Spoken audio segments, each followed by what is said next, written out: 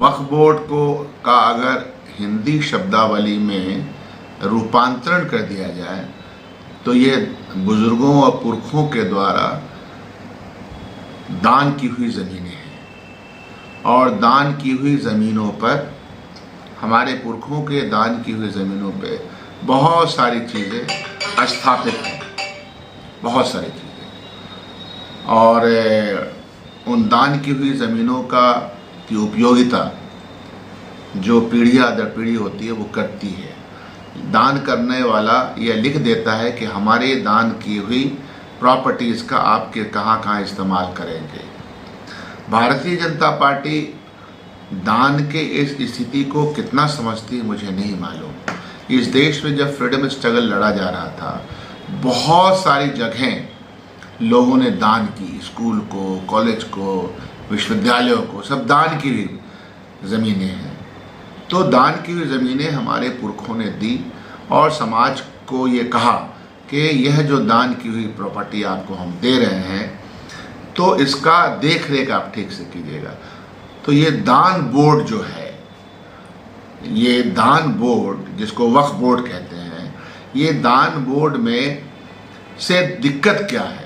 दिक्कत ये है कि इस बोर्ड की ज़मीनों का इस्तेमाल करके जो अधिकार है माइनॉरिटी को प्राप्त, कहीं पर स्कूल खोल लेता है, कहीं पर कॉलेज खोल लेता है, कहीं पर उसके जो पुराने दुकानें हैं, मकाने हैं, उनसे कुछ भाड़ा आ जाता है, फिर उस पैसे से गरीब बच्चों का इलाज हो जाता है, उनके फीस दे दी जाती है, स्कूल में दाखिला करवा दिया जाता है। तो ये काम है। इसी तरह से जितने भी दान के आप देखिएगा कि हमारे यहाँ जहाँ का मैं विधायक हूँ, वो 1920 में एक दान किया हुआ गौशाला है, 120 एकड़ का, और उसका एक मैनेजमेंट कमेटी है।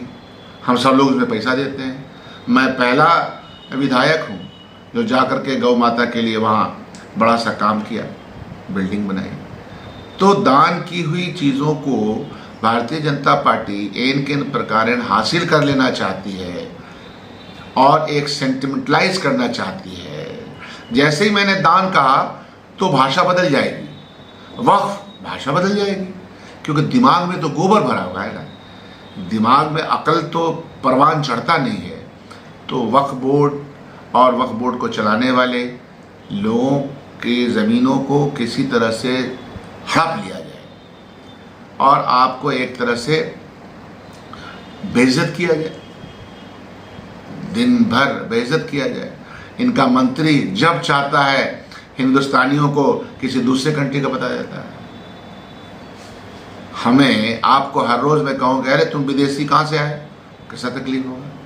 तो तकलीफ देने वाली भावना को इन लोगों को देने मज़ा आता है। अरे रोज़गार दे दो, रोटी रोज़ी का इंतज़ाम कर दो। बच्चों के नीट एग्ज़ामिनेशन में तुमने एक तरह से बर्बाद कर दिया पूरा भविष्य को। किसान की हत्या रोज़ाना हो रही है, 750 किसान मर गए तुम्हारे, और तुमको यही बिल सब लाना है। बिल लाओ किसानों के लिए बेहतर से बेहतर करने का, कि डबल करेंगे इनको, हम MSP देंगे। बिल लाने की हिम्मत है? हम जो सो राइट टू एजुकेशन के हिसाब से प्राइमरी से लेकर ग्रेजुएशन तक फ्री एजुकेशन कराएंगे, यह बिल लेके लाओ।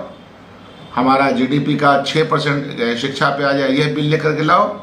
ये किसने रोका है? तो लेकिन आपको इसको मज़ा आता है, चढ़ाया जाए, चिढ़ाइए, कोई दिक्कत नहीं है। यह तो तारीख लिखेगा, इतिहास लिखा जाएगा हर समय का। इतिहास इंसाफ पसंदों का भी होगा और उनका भी होगा जिन्होंने समाज के साथ इंसाफ नहीं किया। बहुत ही साफ है।